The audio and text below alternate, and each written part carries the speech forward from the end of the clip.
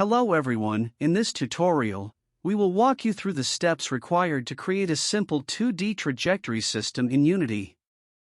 Firstly, we need a game object that represents our trajectory line. I have created in this bow game object with line renderer component attached. The line renderer component allows us to draw lines between points in 3D or 2D spaces. Also, I've created this empty game object as spawn point for the projectile when we launch one. And for our projectile, this arrow prefab is represented it. In the arrow, we have rigid body component and this capsule collider. Now, we need a script that controls our trajectory system. I will create a script, call it launcher, and attach it to our trajectory line game object. First, we'll need a few variables. In our launcher script, we'll declare 3 serialized fields: projectile prefab, spawn point, and line renderer. The projectile prefab variable will be the prefab of the projectile we want to fire. The spawn point variable will be the transform where the projectile will spawn. The line renderer variable will be the line renderer component we'll use to draw the trajectory. We'll also declare a few other variables, including launch force, trajectory time step, and trajectory step count. These variables will be used to calculate the trajectory of the projectile. And here we declare another vector variables. Velocity is the initial velocity of the projectile. Start mouse pass variable is the starting position of the mouse cursor when the player clicks the left mouse button, and current mouse pass is the current position of the mouse cursor while the player is holding down the left mouse button. This if statement check if the mouse button is pressed down, it records the start mouse position in world space using camera.main.screen to world point method. We'll use this calculate the velocity for our projectile later. Here, if the mouse button is held down, it updates the current mouse position in world space using camera.main.screen to world point method again. Then it calculates the velocity vector by subtracting the start mouse position from the current mouse position and multiplying it by launch force. Now we'll create a new method with named drawTrajectory that will draws the trajectory of the projectile based on its initial velocity and position of the spawn point. The first thing we do in this method is to create an array of vector 3 positions that will store the points along the curve. Then we use a for loop through each trajectory point and calculate its position. In the loop we first calculate the time elapsed since the projectile was launched. Then we calculate the position of our projectile at a given time using this formula and convert the position to a vector 3 and add it to the positions array.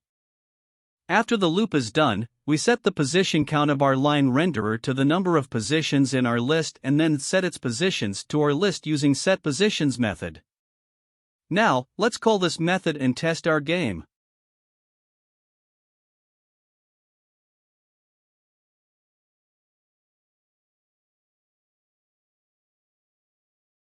Everything seems to work. Now let's get back to our code and make the fire projectile method.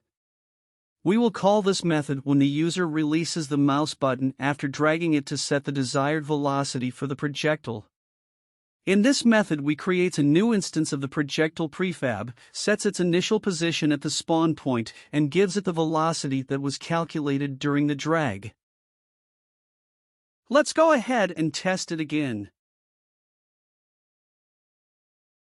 Let's make the projectile face the direction of its velocity vector. First we need to create a new script and we call it projectile.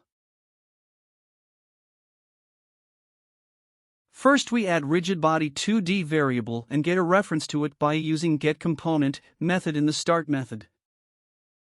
We calculate the angle of the projectile's velocity vector using the @2 method, and then we convert the angle from radians to degrees using the rad2deg. Finally, we rotate the projectile to face the direction of its velocity vector using the angle axis method from the quaternion class. This method takes in the angle in degrees and an axis of rotation, which in this case is the vector 3. Forward axis. Now, let's see if the game works well.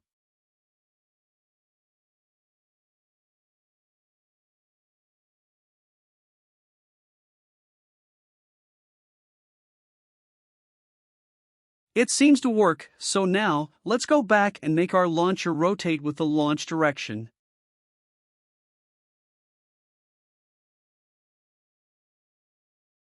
We'll create a new method and call it Rotate Launcher.